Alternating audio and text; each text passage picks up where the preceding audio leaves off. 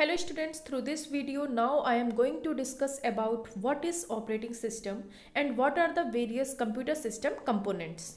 So the first is what is operating system, and the definition of operating system says the operating system acts as an interface between the user of a computer and computer hardware.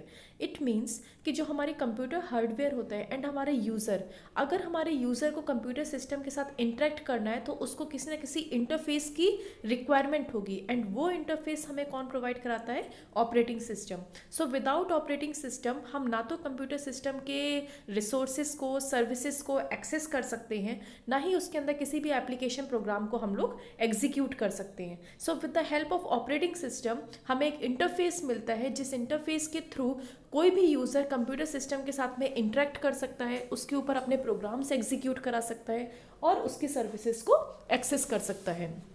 It means operating system हमें एक environment provide कराता है through which a user can interact with the computer system, can access the services of the computer system, और you can say can execute the application programs.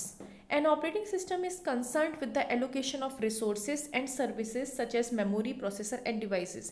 Yes, without operating system computer कुछ भी नहीं है. Means अगर computer system की हम बात करें तो उसके अंदर जो भी हमारे रिसोर्सेज होते हैं या जो हमारी सर्विसेज होती है, लाइक मेमोरी को मैनेज करना, इनपुट आउटपुट डिवाइसेस को डील करना, या किस प्रोसेस को कब सीपीयू हमें प्रोवाइड कराना है, CPU management, CPU scheduling, okay, file management, तो ये जितने भी हमारी सर्विसेज होती हैं इनसाइड द कंप्यूटर सिस्टम, उन सारी सर्विसेज को कौन कंट्रोल करता है? हमारा operating system. So without operating system हम कह सकते हैं कंप्यूटर हमारे लिए एक यूजलेस है.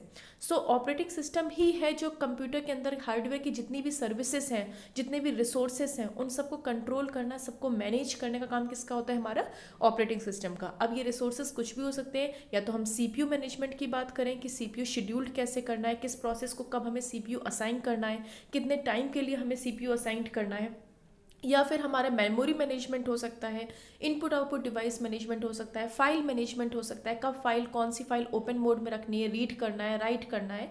सो जितने भी हमारे रिसोर्सेज होते हैं कंप्यूटर हार्डवेयर के, उन सबको कंट्रोल और सबको मैनेज कौन करता है? हमारा ऑपरेटिंग सिस्टम. ओके, तो अगर मैं एक बार फिर से समराइज करूँ तो मैं आपको बता सकती हूँ कि अगर आपके सिस्टम में प्रॉपर ऑपरेटिंग सिस्टम इंस्टॉल्ड नहीं है तो आप अपने सिस्टम के किसी भी रिसोर्सेज को एक्सेस नहीं करते हैं. अब ऑपरेटिंग सिस्टम कौन कौन से हो सकते हैं? हमारा विंडो ऑपरेटिंग सिस्टम है, मैक ऑपरेटिंग सिस्टम है. तो क्या है, अगर हम मार्केट से कभी भी कंप्यूटर परचेज करते हैं तो हम लोग सबसे पहले क्या करते हैं? इसमें ऑपरेटिंग सिस्टम, इसमें विंडो इंस्टॉल कराइए. वाई? बिकॉज जब तक आप ऑपरेटिंग सिस्टम इंस्टॉल नहीं करते हैं तब तक आपके सामने कोई भी इंटरफेस ओपन नहीं होता है जिसके थ्रू आप कंप्यूटर के साथ इंटरेक्ट कर सकें, उसके अंदर की सर्विसेज को एक्सेस कर सकें या उसके अंदर के एप्लीकेशन प्रोग्राम्स को एक्सेस कर सकें. So the examples of operating system are like your Windows, Mac, Linux, these are the operating system. Okay, तो अगर आपसे कोई भी वन लाइन डेफिनेशन पूछे what is operating system, so you simply said it acts as an interface between the computer hardware and user. Means एक user computer hardware की services को access करता है through an interface which is known as operating system. Okay, now the next is computer system components. तो basically हमारे computer system components 4 categories में divide होते हैं. यहाँ पे मैंने 4 कैटेगरीज के नेम मेंशन किए हैं: hardware, operating system, application programs end user.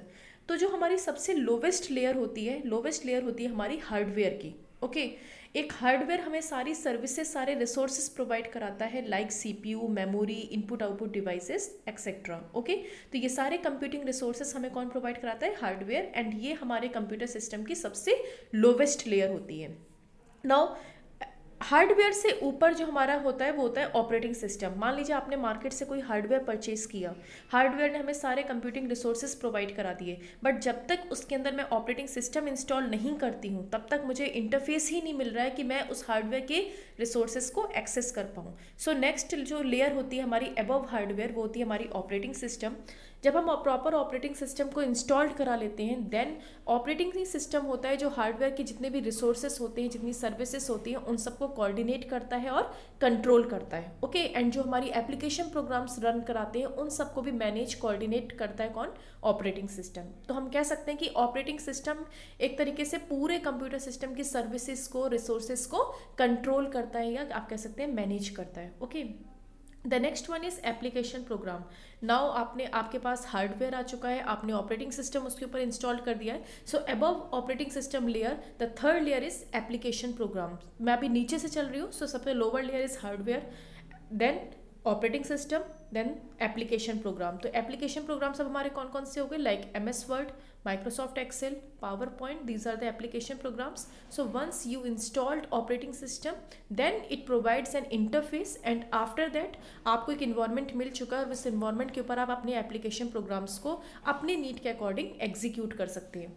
And the last one is user. User basically normal persons होते हैं जो हमारे कंप्यूटर सिस्टम के साथ में इंटरेक्ट करते हैं. So the top layer of the computer is the user layer, because user है जो कंप्यूटर सिस्टम से इंटरेक्ट करता है. तो ये 4 लेयर्स में हमने जो lowest to top, bottom to top चले. So the bottom layer is hardware and the top layer is user layer. Okay, so I think students, through this video now you are able to learn what is operating system and what are the various computer system components. Thank you.